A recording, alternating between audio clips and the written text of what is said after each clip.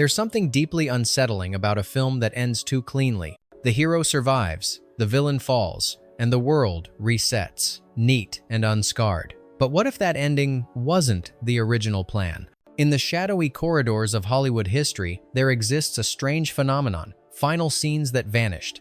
Entire endings darker, more ambiguous, more honest, quietly removed after test screenings, studio interference, or fears of backlash. No press release, no explanation, just gone. You might remember watching a film as a child, convinced it ended one way only to discover years later the official version doesn't match your memory. Maybe it was just your imagination, or maybe you caught a glimpse of something that was never meant to last. Some endings are buried because they're too bleak, others because they raise questions studios don't want audiences asking. And in rare cases, scenes are cut not because they don't work, but because they work too well, leaving viewers disturbed long after the credits roll. In today's episode, we're peeling back the curtain on 15 action films that didn't just thrill audiences, they once had final moments that would have changed everything. Endings where the hero died, where evil triumphed, where silence said more than explosions ever could. These aren't alternate endings you can just find on a bonus disc. Many of them were destroyed, overexposed, or quietly locked away. But traces remain in production notes, in editor interviews, in the fading memories of those who saw something different once. Were these scenes deleted for the betterment of the film or to protect a version of reality studios deemed safer? Let's rewind the reel. But be warned, some of these final moments, once uncovered, might make you wish they had stayed lost. Strange Days, 1995. The ending that was too true. Some endings don't disappear by accident. They vanish because someone, somewhere, didn't want you to see them. Strange Days, directed by Catherine Bigelow and written by James Cameron, was released in 1995 to confusion and controversy. Set on the eve of the millennium, the film explores a dystopian Los Angeles where people relive recorded memories, pleasure, violence, death through illegal tech. Its final cut ends with the corrupt cops exposed, justice served, and a spark of hope as the new year begins. But the original ending, according to early production insiders, offered no such redemption. In it, Lenny, Ralph Fiennes, exposes the truth only to be assassinated during a staged riot. The final shot shows the squid memory device looping his final moments as bootleggers sell it on the black market. The implication? The system doesn't just exploit memory, it recycles trauma for profit. There is no escape. Studio executives reportedly freaked out after early screenings. The country was still grappling with the Rodney King riots, the O.J. Simpson trial, and rising anxieties about Y2K. A nihilistic ending about institutional rot was not what they wanted. Bigelow resisted, but the edit was forced. The original footage? According to cinematographer Matthew Leonetti, it was erased, not archived. Strange Days has since become a cult classic, hailed for its prescience and boldness. But one can't help but wonder, how much bolder would it have been had it ended the way it was meant to? Did we lose a chilling prophecy about surveillance culture, or was that ending just too dangerous to exist? The Gauntlet, 1977. The final moment that Clint Eastwood buried. Clint Eastwood rarely flinches, but in The Gauntlet, he nearly did. The film follows a burned-out cop escorting a witness across hostile territory. Bullets fly, bodies fall, and by the end, Eastwood's character emerges, battered, triumphant, and defiant. But according to early drafts and production reports, the original ending was far more fatalistic. Instead of surviving the final assault, Eastwood is mortally wounded, collapsing in the arms of the witness just as the police arrive. The implication? Justice was served, but not for him. Eastwood allegedly shot both endings but opted for the heroic version in the editing room. Rumors suggest he believed the audience needed a win after such a bleak journey. No footage of the alternate ending has been found. Some claim it was destroyed. Others think Eastwood himself had it locked away. Would a dying protagonist have turned the gauntlet from popcorn action into tragic poetry? Assassins, 1995. The ending Stallone wanted gone. Assassins was never supposed to be clean-cut, at least not according to its original screenwriters, the Wachowskis. Before The Matrix, the Wachowskis wrote a dense, psychological script about two competing killers, one aging and reluctant, Stallone, the other young and unhinged, Antonio Banderas. The final scene had Stallone's character refusing to kill and being gunned down anyway, in a moment of brutal irony. The message? In the world of killers, morality is suicide. But Warner Brothers wanted a more commercial angle. They brought in Brian Helgeland to rewrite the script. Stallone, uncomfortable with dying on screen, reportedly pushed for a more victorious conclusion. The final cut shows Stallone outwitting his rival and walking away with Julianne Moore's character, intact and smiling. A happy ending that erased the existential weight of the original draft. The Wachowskis were so upset, they tried to have their names removed from the film. They were denied. Some early drafts and storyboards of the alternate ending survive online, but no footage was ever shot. Or if it was, it's never surfaced. Would the Wachowskis' original downbeat conclusion have elevated Assassins into the noir tragedy it wanted to be? The Osterman Weekend, 1983, the ending they erased from history.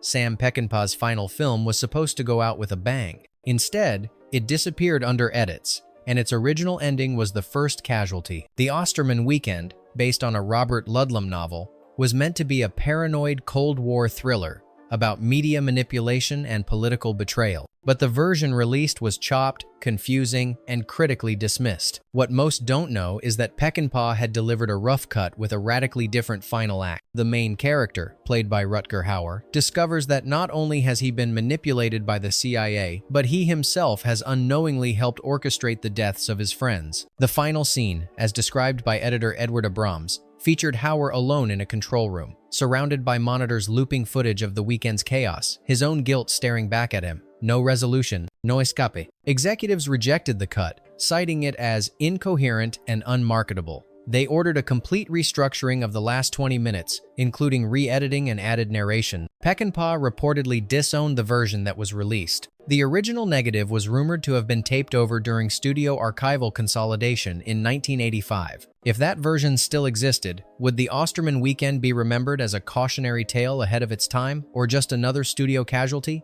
Hard Target, 1993, the ending that Van Damme didn't want you to see. John Woo's first American film wasn't supposed to be this tame. Hard Target, starring Jean-Claude Van Damme, was meant to bring Hong Kong's balletic violence to Western screens. The film delivered mostly. What it didn't deliver was Woo's original ending, a stylized bloodbath that pushed the R rating to its limits. In Woo's version, Van Damme's character kills the villain with a flaming arrow, then collapses, wounded and exhausted, as bystanders quietly walk past, indifferent. It was surreal, brutal, and pointedly anti-heroic. But Universal balked.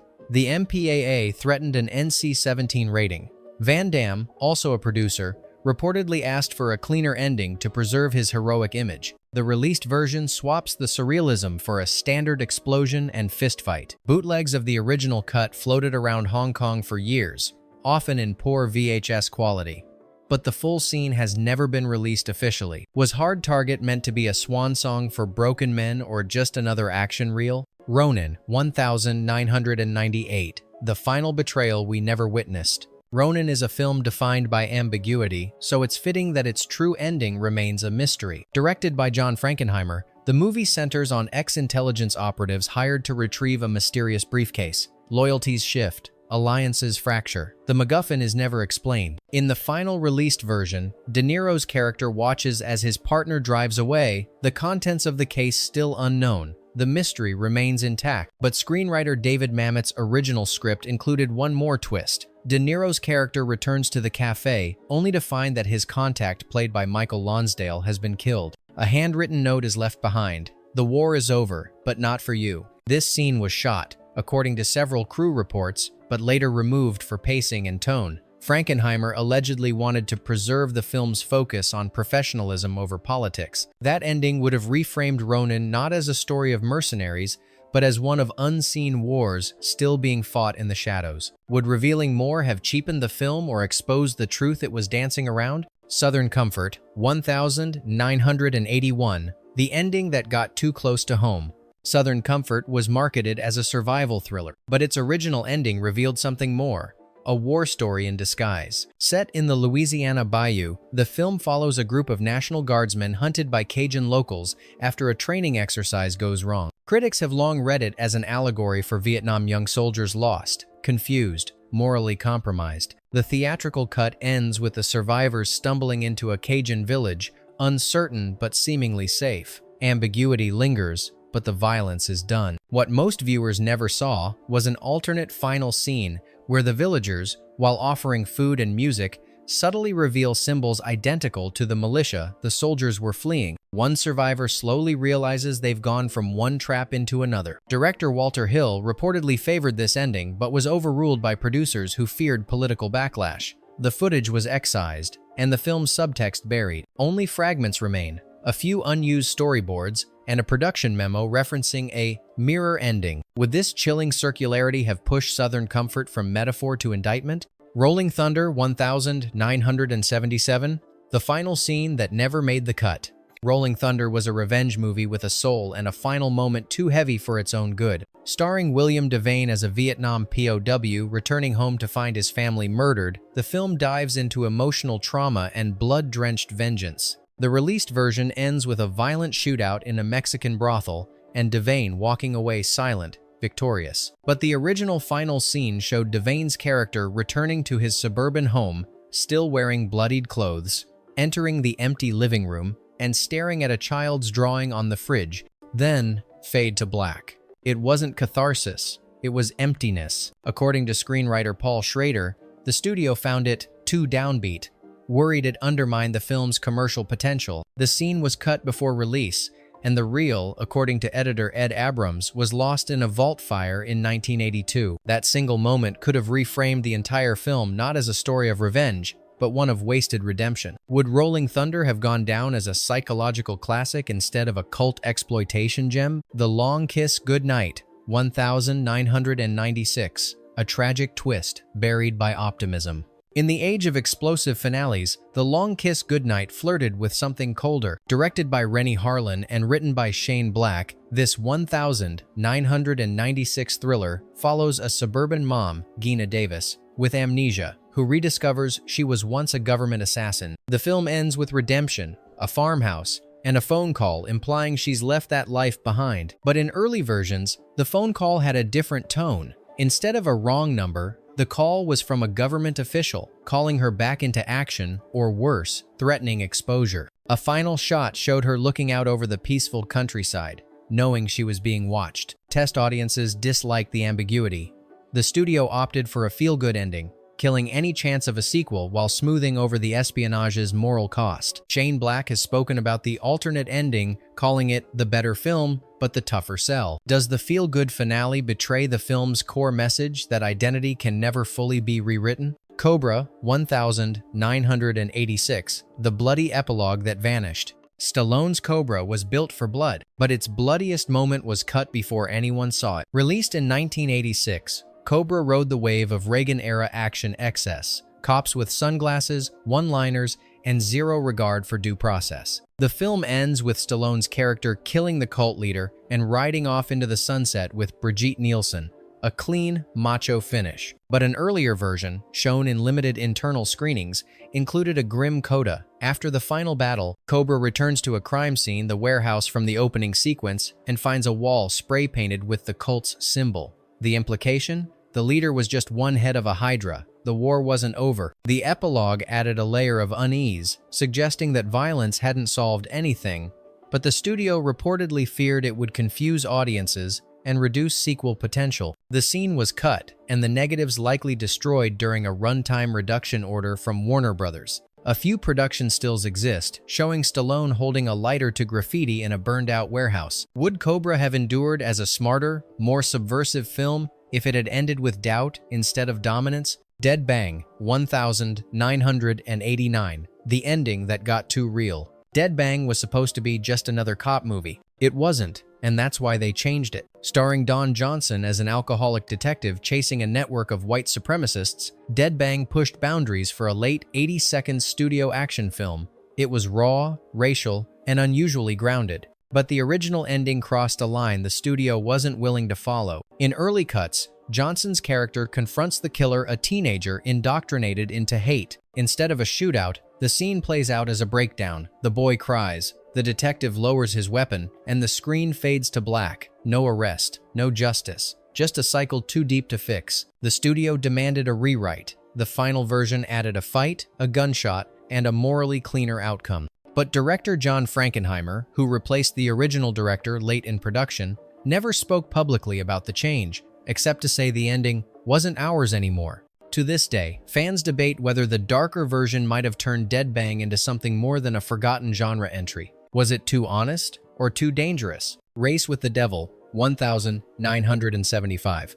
A cut that killed the message. You remember the ending, right? The RV surrounded, the flames, the realization that escape was never possible. But what if there was more? Race with the Devil is a high-octane blend of road movie and occult horror, following two couples who accidentally witness a satanic ritual and become hunted prey. The final scene, where the protagonists are encircled by fire, was terrifying, but incomplete. According to editor Tom Rolfe, the original cut included a final 45-second tracking shot revealing that the cultists were not just strangers but people the characters had met throughout the journey. Gas station attendants, motel clerks, cops. It wasn't just a chase. It was infiltration, paranoia, trust shattered. Fox executives feared the twist would politicize the horror, suggesting institutional complicity. The footage was removed, and the ending truncated for theatrical release. No surviving prints have been found, but the story persists in interviews and fanzines. A few still frames from the cut footage exist, showing familiar faces in hoods. Would that missing moment have elevated Race with the Devil from grindhouse to psychological nightmare? The Killer Elite, 1975. The ending that asked the wrong questions. Sam Peckinpah was no stranger to endings, soaked in blood and ambiguity. But with The Killer Elite, even he was forced to pull back. Set in the shadowy world of private security and CIA contractors, The Killer Elite starred James Caan and Robert Duvall in a slow-burn betrayal thriller that blurred the line between patriotism and paranoia. By the time the film wrapped, Peckinpah had crafted a final act full of hesitation, silence, and unanswered questions. In the original ending, Caan's character maimed, disillusioned, and bitter walks away from everything, leaving the audience to wonder whether any of it had meaning. It was a bleak, philosophical conclusion. But test audiences weren't ready. Neither was United Artists. The studio insisted on something more decisive. So Peckinpah begrudgingly inserted a final confrontation, giving Caan a semi-heroic finish and a parting line that hinted at redemption. Film scholars have long debated whether the earlier cut was closer to Peckinpah's true vision. Unfortunately, the original reels were reportedly destroyed during a legal dispute over editing rights in 1976. In an era obsessed with black and white endings, did Peckinpah's gray zone finale simply arrive too early? Black Sunday, 1977. The ending that never exploded. You can still feel the tension in Black Sunday, a pulse-pounding thriller that nearly ends in mass destruction. But the version you've seen? That's not the one they originally filmed. Directed by John Frankenheimer, Black Sunday is a political action thriller where terrorists plot to detonate a bomb at the Super Bowl. It was released in 1977, an era already anxious with Cold War paranoia and domestic unrest. The stakes were apocalyptic, the execution relentless. And then, the ending changed. In the original final sequence, the blimp packed with explosives collided directly with the stadium, unleashing a horrifying explosion. The message was brutal. Sometimes, evil succeeds. According to production insiders, the scene was shot, edited, and scored. But after early screenings left audiences visibly shaken and TV networks hesitating to promote the film, Paramount ordered a reshoot. The released version shows the bomb narrowly averted, the blimp crashing harmlessly into the water. A heroic save. A sigh of relief. But a lie, compared to what was meant to be. Cinematographer John A. Alonzo once hinted in an interview that he preferred the original ending's impact. It was honest, it didn't flinch, but I guess that's not what they wanted on a Sunday afternoon. The raw footage has never resurfaced. It may have been destroyed or buried in Paramount's vaults. Would the original ending have turned Black Sunday into a cult classic of bleak realism? Or was the rewrite the only way it could survive mainstream release?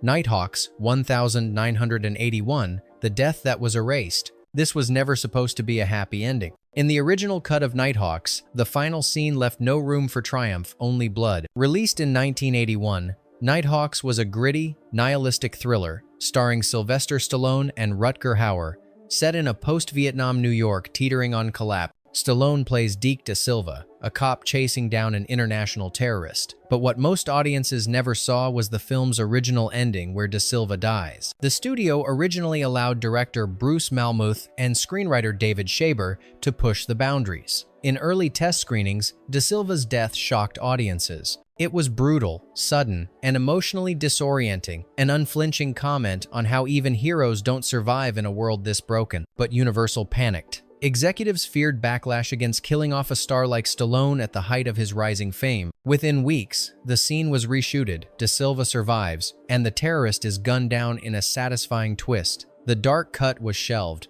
Today, no known footage exists, only whispered mentions by crew members, and a few press reports from early test audiences. The irony? That darker ending might have aged better. Stallone's survival plays into standard action tropes, but the lost version reportedly gave Nighthawks a gravitas closer to Taxi Driver than Cobra. Did we lose a masterstroke of subversive cinema? Or did the studio save audiences from a film too ahead of its time? Executive Decision 1996. The deleted death no one talks about. You think you know who dies in Executive Decision, but the most disturbing death was never shown. This 1996 thriller, starring Kurt Russell and Steven Seagal, was infamous for killing off Seagal's character early in the film, a shock that stunned audiences. But what few know is that another major character was originally meant to die just minutes before the credits rolled. In the original cut, after the terrorist threat is neutralized and the hijacked plane safely lands,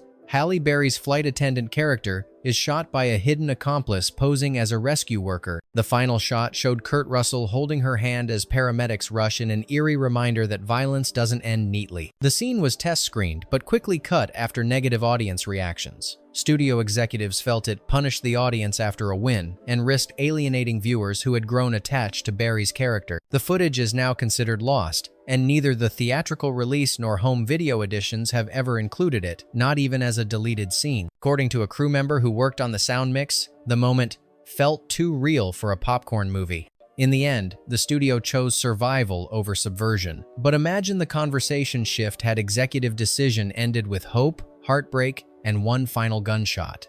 Closing thoughts. We often remember films by how they end. A final image, a final breath, a final truth. But what happens when those endings are taken from us? These missing scenes aren't just lost footage, they're lost intentions. Alternate realities where the hero doesn't survive, where the system wins, or where silence says more than any explosion. In erasing those moments, studios didn't just change stories, they reshaped how we remember them. Maybe some of these cuts were justified. Maybe others were acts of creative cowardice. But in every case, something was hidden, a risk not taken, a question left unasked. So now we ask you, did we lose better films or simply darker ones? Which of these missing endings would you want to see brought back? And when the truth threatens the illusion, should art stay honest or stay safe? Let us know which lost finale haunts you most.